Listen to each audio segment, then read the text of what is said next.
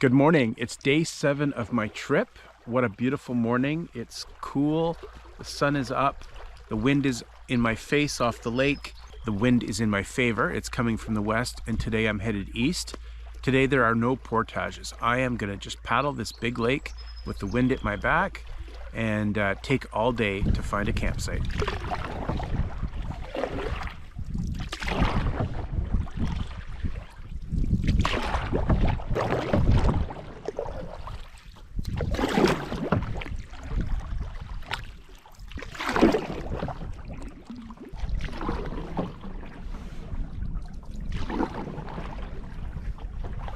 So I'm at the north end of Wabakimi Lake, and there's a cluster of islands here, a very large cluster, and these are well known to be caribou calving islands. What happens is female caribou come out to islands or sometimes wetlands to avoid predators. They have their calves out here and raise them for a few months. Caribou are safer in spots like this. Wolves are less likely to be on islands, and if they are, then the caribou is fairly close to the water's edge. Caribou can swim faster than wolves, so they have a quick exit strategy if a wolf does come out to an island looking for a meal.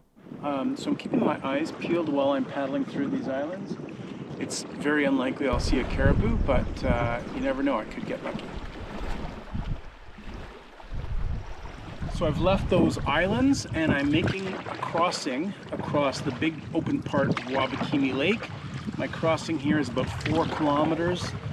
And conditions couldn't be better. I've got a nice strong breeze at my back. The waves are favorable, and I'm getting some whitecaps once in a while, but not too bad. And this is just great. The wind and the waves are pushing me along. Nice paddle.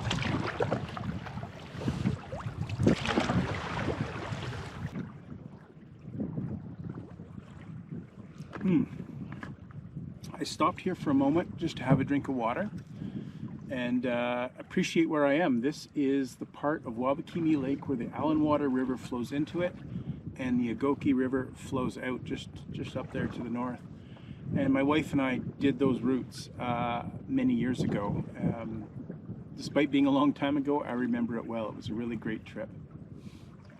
And that trip factored into the planning of this trip a little bit, because I remember paddling across this stretch of lake thinking, I'm missing most of Wabakimi Lake. Wouldn't it be great to see the rest of it? So pretty much 20 years later, here I am checking it out again.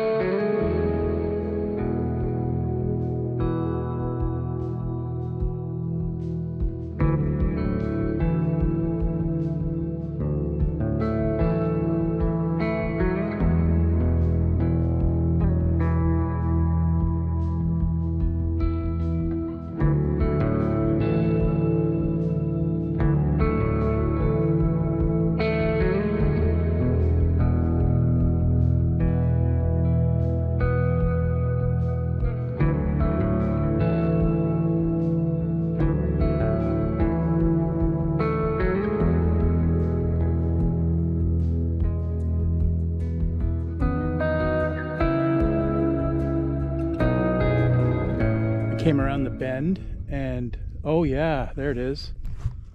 There is a carcass of something. There were 2 juvenile bald eagles on it. Yeah, I came around the bend and something really stunk. And this is it. Let's go check it out. Well, I'm not going to stay very long because it stinks and it's also starting to rain, but that is a caribou. Lightning sure is a motivator. Those storm clouds that have been brewing all afternoon have finally turned into a thunderstorm. The rain has stopped here, but there's lightning just over there. I'm making a crossing to an island where I know there's a campsite, and every time it cracks, I paddle harder. There it is, just up ahead. I like to get out of the open water as soon as I can.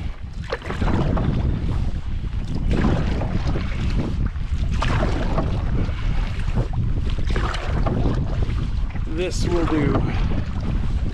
I don't care what it looks like.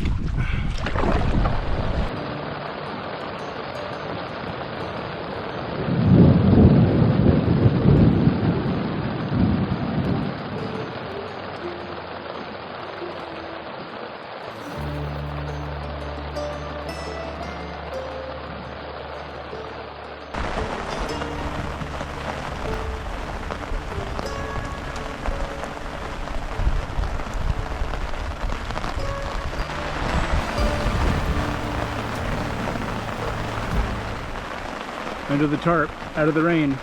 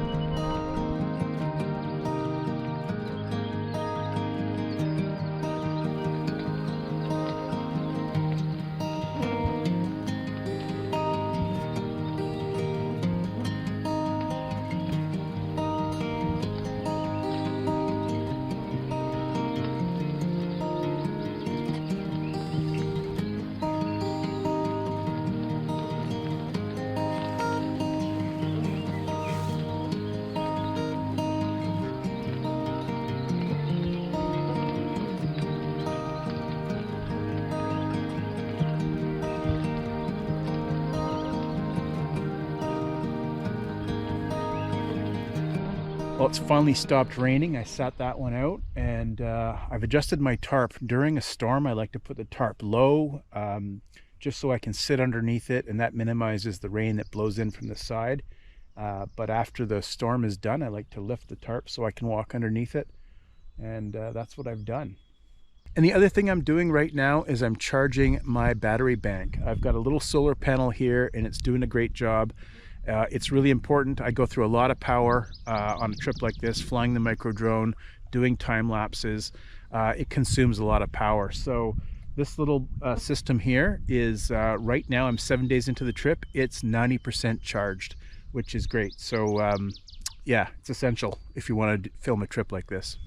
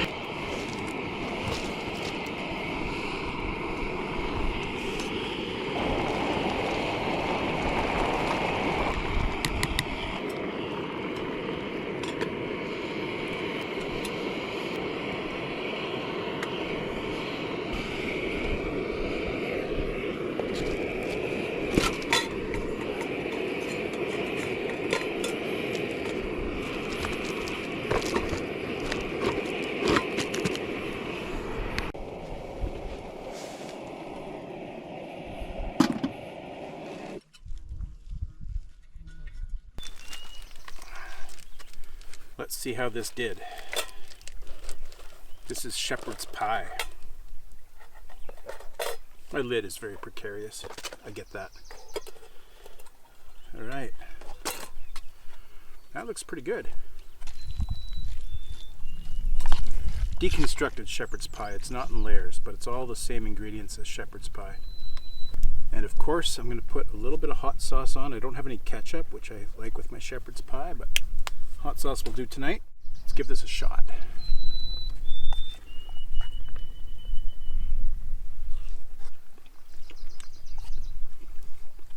That's pretty good.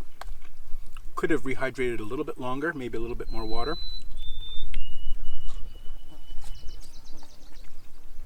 There's no guarantee your dehydrated meal is going to be perfect every time. This is a little bit toothsome, as they say on the Food Network.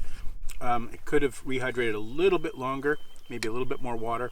If I wasn't happy with this, I could add more water, bring it up to temp again, just let it sit for another 5 minutes. It'd be perfect. But this is close enough for me. Very good. Well, I'd like to thank my sponsor for this trip. Not the traditional sponsor, or maybe it is very traditional, but my wife Carrie has let me come on this trip. We've had a family crisis over the last 2 months. She has been a trooper dealing with a lot of it, and I think it may have brought us even closer together, but we've both been under a lot of stress. I had this trip planned. I put it off because of all the complications in our life. And after things settled out for a couple of weeks, I said, do you mind if I go on that trip I planned? And she said, no, I think I can handle it. And as I've been traveling and enjoying the backcountry out here in Wabakimi, she's been dealing with a flooded basement and an internet that went down and all kinds of issues. Just normal stuff, but stuff that it's better when I'm home. So thank you, Carrie, my sponsor. Really appreciate you letting me come on this trip. The stress of our crisis that has happened in our family is draining from me on this trip. It's taken longer than usual on a trip for me to settle down. I think it happened on day 6, maybe today, day 7, I don't know. But I'm finally kind of grounding myself, and that's great. So I promise when I get home, you get to do something on the same scale or more than this. So I love you very much, and thanks to my sponsor.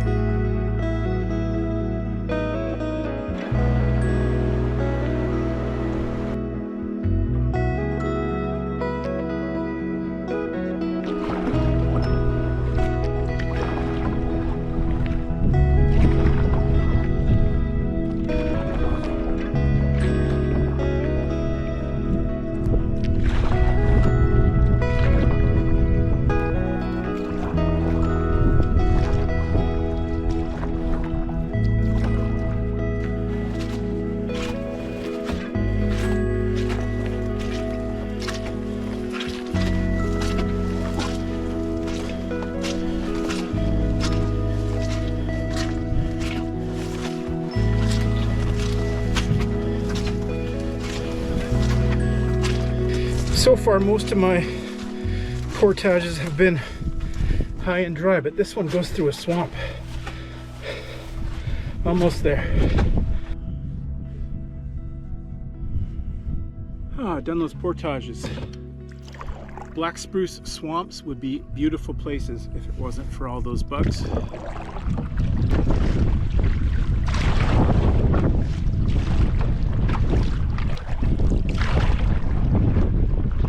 Well, I don't often get windbound, but I could be in that situation right here.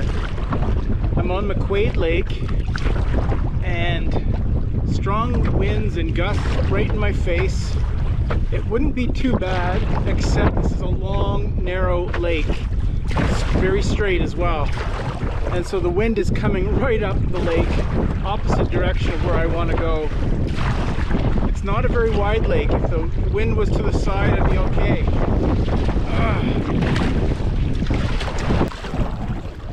Well, I'm right up against the shore, and I'm finding a little bit of relief there, so let's see how far I get like this.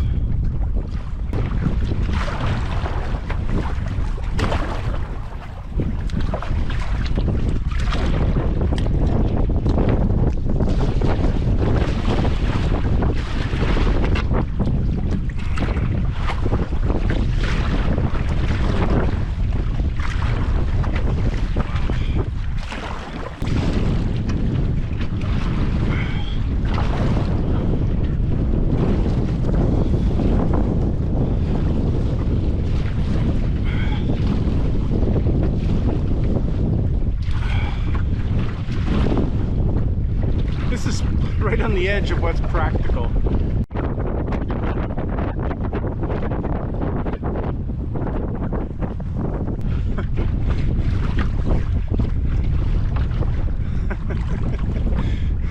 When those gusts come up, they take the boat all kinds of different directions. So there's a strong headwind, but then the gusts are just swirling like that. So the headwind I can deal with. It's hard, steady, but I could deal with just the headwind. It's those gusts that come down and whip you around. There we go. Well, taking a little bit of a break. I'm behind a little peninsula here, out of the wind. The headwind doesn't look too bad. When I look at the waves, it's not too bad. It's those gusts. They come down and you don't know which side they're coming from. It can be on my left or on my right and push me around. But anyway, I'm gonna persevere. Part of me wants to go back and just wait this out, but I want to make some progress today. That would be a very short day. It feels really weird to break camp and then set up camp just a few kilometers away. So I'm gonna catch my breath, tackle it again.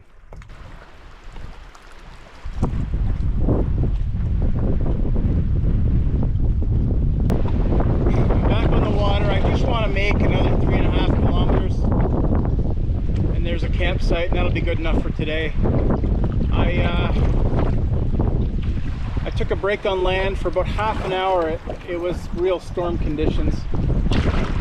It's still choppy, it's still really hard progress, but I'll just work at it slowly. Keep the boat straight. This boat handles waves really well.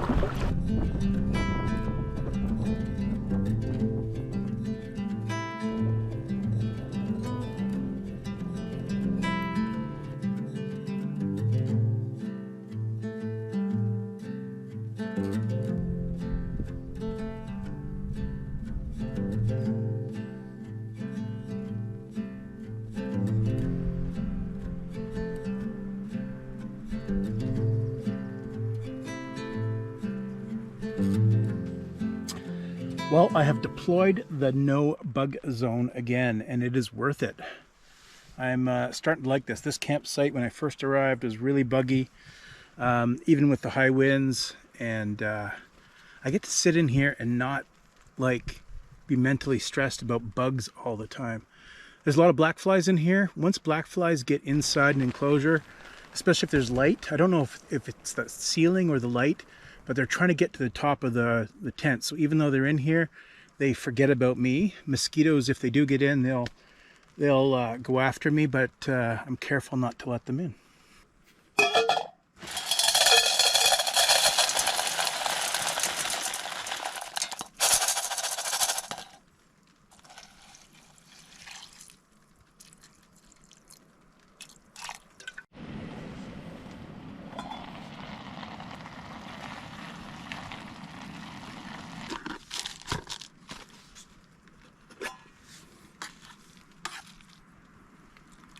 Whoop.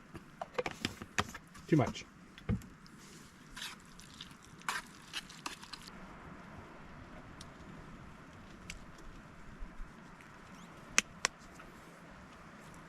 I can see myself in the camera and I look tired. Paddling in that wind took a lot out of me today. So I'm having a new recipe for me. This is my loaded bowl. Put a little bit too much olive oil in there by accident. That's okay. Things like that happen when you're camping. This has rice and quinoa and chicken and corn and black beans, probably some onions, and of course hot sauce. That's good. That hits the spot. Not too much olive oil. It's okay. It's hot too. Very, very good.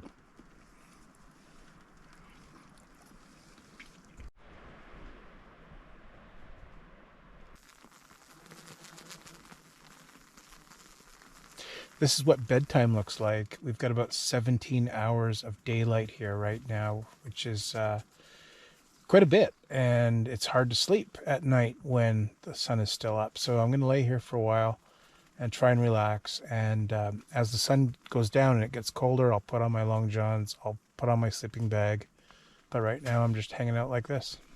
I am super tired right now. Very long day, at least a very hard afternoon paddling. Just want to get some sleep, get on with the next day.